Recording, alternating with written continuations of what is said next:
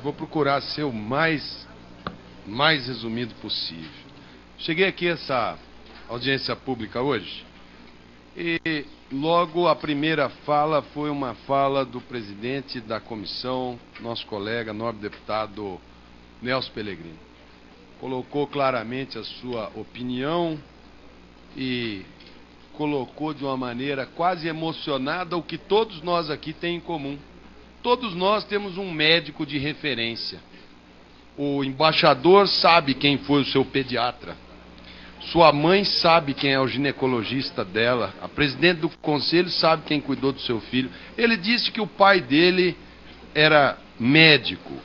Portanto, para iniciarmos, pensem no médico que lhes atendeu. Ele foi um médico que estudou, fez um vestibular no Brasil, muito mais difícil do que é hoje, estudou 6 anos, submeteu o seu diploma às exigências do Conselho Federal de Medicina, que o reconheceu e disse a ele que ele está preso a uma série de deveres, um código que tem o maior número de deveres e alguns poucos, muito poucos direitos. O pai do nosso nobre deputado, ele informou ser médico. Então eu peço a todos os senhores que a primeira pessoa que vocês perguntem o que acham desta política é o médico de vocês. Ele deveria perguntar ao pai dele, não sei se é falecido. Se falecido for, analise a memória e vote de acordo com o que você acha que o seu pai, médico brasileiro, diria sobre esse assunto. Quanto à posição da Frente Nacional dos Prefeitos, eu anotei algumas falas que aqui vi, e logo no início a pergunta é, cadê o médico da Frente Nacional de Prefeitos? O médico não está nos municípios menores. Por quê? Vocês deveriam fazer outra pergunta, em vez de cadê o médico? Por que o médico não está aqui? O primeiro motivo é que os médicos cansaram de calote de prefeito, porcaria. Eu tenho, da minha geração, inúmeros colegas que foram para cidades do interior com promessa, essa que a gente está vendo na propaganda do governo. O município oferece 30 mil, ninguém vai. Ninguém vai porque o vínculo é precário, porque não tem concurso público, porque não tem perspectiva de carreira. Tenha um contrato quase verbal, em que depois de 2, 3 meses de satisfeita a gana política daquele prefeito daquele município, ele vai ser rebaixado para 5, para 2, para ver se ele pede as contas e sai com a mão na frente e outra atrás, porque afinal de contas ele é descartável. O segundo motivo do cadê o médico, aqui vai para o Ministério da Saúde, e vou fazer as minhas ponderações que serão feitas aleatoriamente, de acordo com as falas. Em um dos slides, o senhor apresentou que o desejo da população é expressado. O que ela quer? Mais médico. E o governo, que se pauta por marketing, João Santana é o 40º ministro, está vendo que a avaliação do governo Lula era 60% negativa em saúde.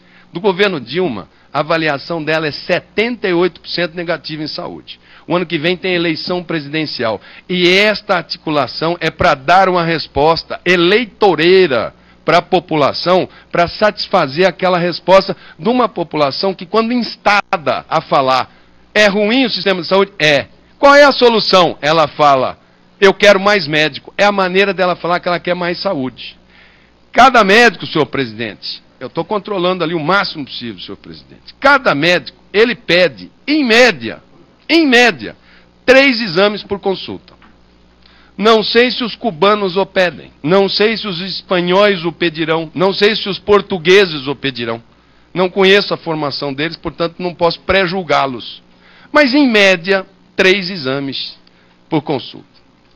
Hoje, o tempo médio, se nós temos hoje, no Brasil, algo em torno de 300 mil médicos trabalhando, se todos dessem uma consulta paralela ao mesmo tempo, nós teríamos, em média, 900 mil exames solicitados.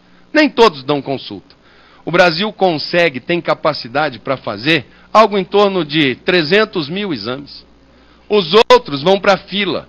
A fila da ultrassonografia, da colonoscopia, da endoscopia, da tomografia é 6 meses, 8 meses, tem exame que é 1 ano, ressonância é 1 ano. Se você aumentar médico a razão que você quer, tem que sextuplicar a capacidade instalada de equipamentos para poder manter o mesmo grau de ineficiência que tem hoje. Portanto, antes, presidente do Conselho Nacional de Saúde, de cobrar compromisso de 16 mil, de 6 mil, de 17 mil médicos para com o SUS, não é possível que 17 mil pessoas estejam equivocadas e que uma pessoa que representa o governo esteja certo. Cadê o compromisso do SUS com os 17 mil? É isso que está em jogo. Ora,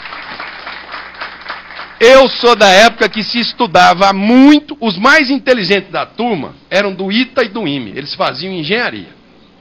Os nerds. A turma inteligente que estudava fazia medicina. A turma, mais ou menos, ia para as outras profissões. A turma do fundão fazia direito. Assim que era, na minha época. O que aconteceu? Minha mãe nunca deixou eu sentar no fundão. E eu fiz medicina. O pessoal do fundão, eles conseguiram um sistema próprio, chamado judiciário. Eles montaram um sistema para acusar, que é a promotoria. A defesa é deles, são profissionais liberais, falam que a promoção de justiça tem concurso público e um cidadão para ir para o Ministério Público Federal, ele vai para Cáceres, para Tefé, para onde for que mandarem, porque o salário inicial dele é 29 mil reais. E o do médico vocês querem mandar com a mão na frente e outra atrás.